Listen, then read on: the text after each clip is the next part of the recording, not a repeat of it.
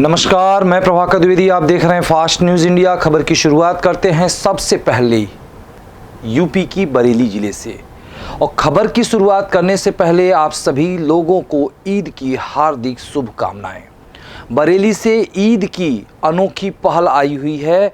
बरेली हज सेवा समिति का अनोखा ईद संदेश आया हुआ है। तो संदेश आपको सुनाना चाहते हैं हज सेवा समिति के संस्थापक पम्मी खां वारसी एवं समिति के मीडिया प्रभारी हाजी साकिब रजा खान ने कहा कि दुनिया भर के लोग इस कोरोना नाम की महामारी से जूझ रहे हैं। हमारे मुल्क भारत में कोरोना की वजह से जान माल की भारी नुकसान हुआ है। देश को खूबसूरती देने वाले मजदूर मजबूर बन गए हैं। बेजुबां हो या जुबां वाले सबके सब खामोश हैं। देश और दुनिया का माहौल गमगीन बना हुआ है। ऐसे में हम सबकी जिम्मेदारी है कि ईद को सादगी से मनाएं। ईद के एक दिन पहले अपने आसपास के ज़रूरतमंदों की ज़रूरत को पूरा करने की कोशिश करें। गरीबों की दुआ से माहौल खुशहाल होगा। ईद का चांद देखें और खुशहाली और हिफाजत की दुआ करें। चांद रात वाले रोज़ सुबह से नेकियों के कामों में लगे रहें। बाजारों की तरफ रुख अख्तियार करने से बचें। एक अच्छा इंसान और हिंदुस्तानी होने के नाते हमारी नैतिक जिम्मेदारी है कि हम इस आजमाइश के दौर में ईद उल फितर सादगी के साथ मनाएं।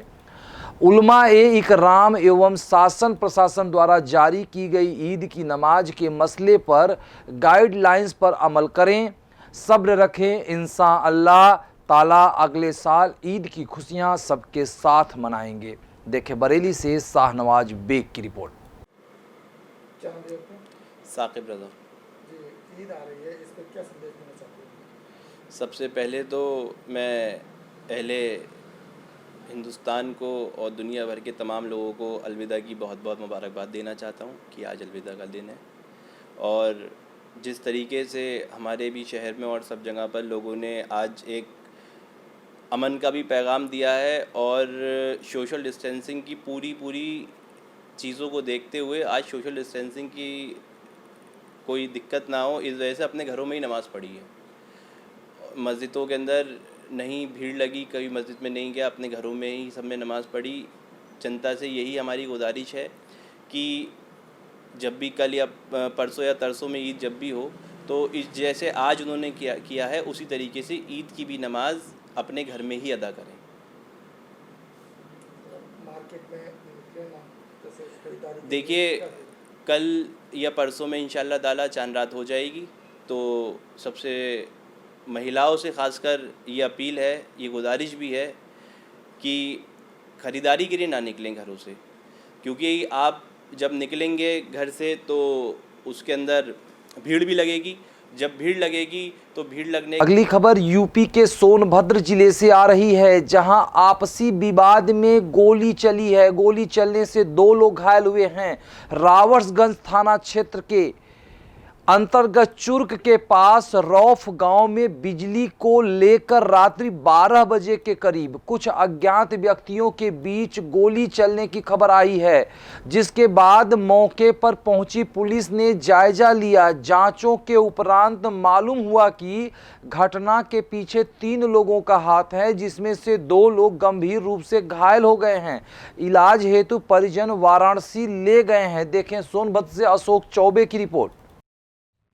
थाना रॉबर्ट्सगंज अंतर्गत चौकी चूर्क के गांव रौप से कल रात 11:30 बजे वैजंती देवी ने 112 नंबर पर फ़ोन करके सूचना दी कि उनके पड़ोसी राम भवन यादव और बम सिंह से उनकी कहासुनी हो गई है। मौके पर पीआरवी की 2 व्हीलर पहुंची और उन्होंने मामले को देखते हुए दोनों को समझा बुझा दिया। उसके बाद वैजंती देवी की लड़कियों ने कुछ अपने मित्रों को फ़ोन करके बुला लिया।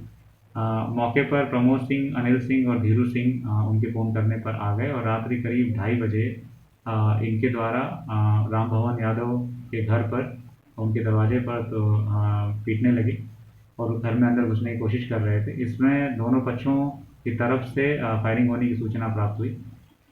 इसमें जो अभी तक प्राप्त सूचना है उसमें इस फायरिंग दोनों तरफ से जो फायरिंग करी गई उसमें एक प्रमोद सिंह के को घायल होने की सूचना प्राप्त हुई है और उनके साथ में एक अनिल सिंह, उनको भी थोड़ी चोटें लगी हैं। इन दोनों का इलाज अभी मैक्सवेल वाराणसी में चल रहा है। इस सूचना को जैसे ही हमें प्राप्त हुई तो रबड़गंज की पुलिस ने मौके पर पहुंच करके जो अपराधी हैं राम भवन यादव और बमबम सिंह, इनको गिरफ्तार कर लिया है और दोनों पक्षों की तरफ से तहरीर लेकर के इसमें मुकदमा पंजीकृत किया जा रहा है, क्योंकि दोनों पक्षों ने आगे बढ़ करके कानून अपने हाथ में लेने की कोशिश करी है। इसके अतिरिक्त उच्च अधिकारियों को मौके पर लगाया गया है ताकि मामले की तह तक जाया जा सके, किस प्रकार से घटना शुरुआत हुई, किस प्रकार से आगे बढ़ी।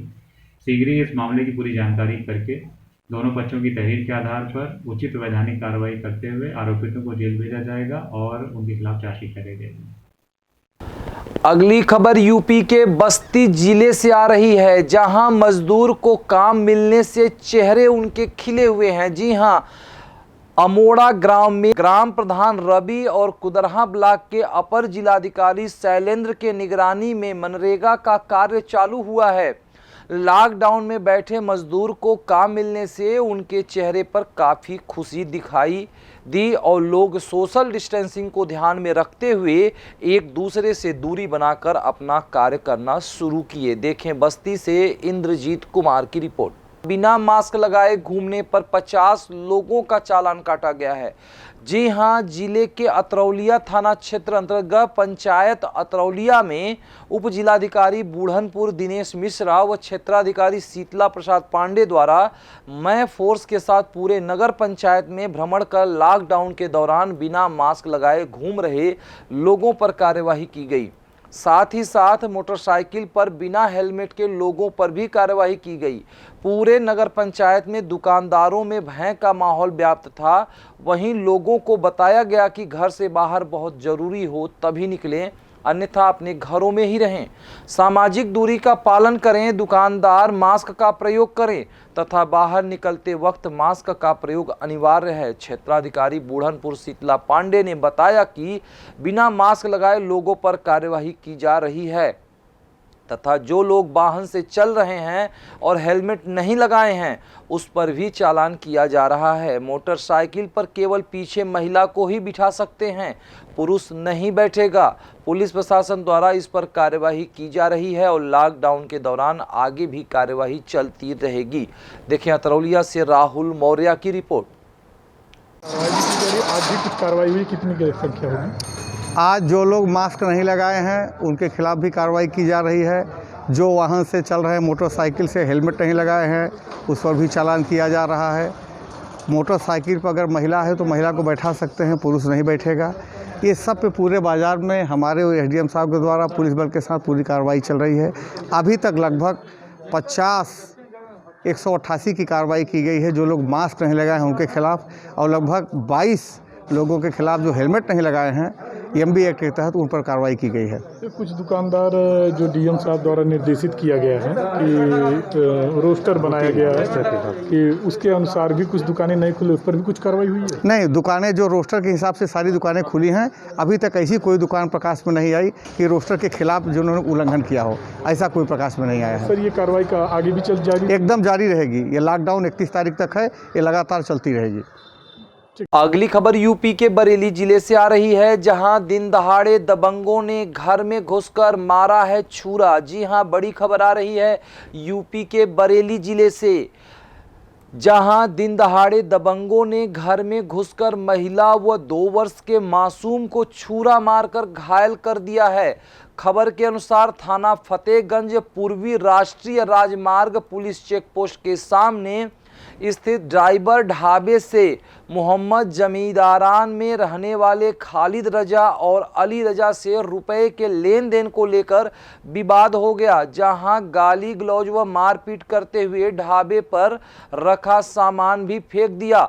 पीड़ित ताजुद्दीन ने दबंगों द्वारा कुछ रुपए भी लूटे जाने की बात कही है। घटना के बाद दबंग मौके से फरार हो गए। घटना की तहरीर थाना पुलिस को दिए जाने के बाद उक्त दबंगों ने दोपहर 2:30 बजे ढाबा स्वामी के घर में घुसकर छुरे से जानलेवा हमला कर 2 वर्ष के फरमान को घायल कर दिया। बचाने दौड़ी मौसी रबीना को भी छुरा मारकर मौके से फरार हो गए। घटना की तहरीर थाने में तैनात दिवसा अधिकारी महावीर सिंह को देकर रिपोर्ट दर्ज करने की मांग की गई है। थाने में मौजूद दिवसा अधिकारी ने तहरीर लेने के बाद पीड़िता को ही झूठा बताकर फटकारते हुए थाने से भगा दिया। देर शाम तक पीड़िता की रिपोर्ट नहीं लिखी जा सकी है। पीड़िता दर दर भटकने को मजबूर है। देखें फतेहगंज पुरी से अवधेश कुमार की रिपोर्ट। तो ये थी अब तक की खास खबर। मिलते हैं कुछ अन्य खास खबरों संग। कहीं नहीं जाएं, क्योंकि यहाँ होती है हर खबर पर नज़र। चैनल को यदि आप फेसबुक, यूट्यूब, इंस्टाग्राम या अन्य किसी सोशल साइट पर देख रहे हैं तो सब्सक्राइब, लाइक, कमेंट, शेयर करना ना भूलें। यदि आपके आसपास किसी प्रकार की कोई घटना, दुर्घटना या कार्यक्रम हो तो तुरंत हमारे क्षेत्रीय प्रतिनिधि से संपर्क करें या प्ले स्टोर से ऐप को डाउनलोड करके खबर को अपलोड कर दें। हम आपकी आवाज़ बनाएंगे बुलंद आवाज़। नमस्कार।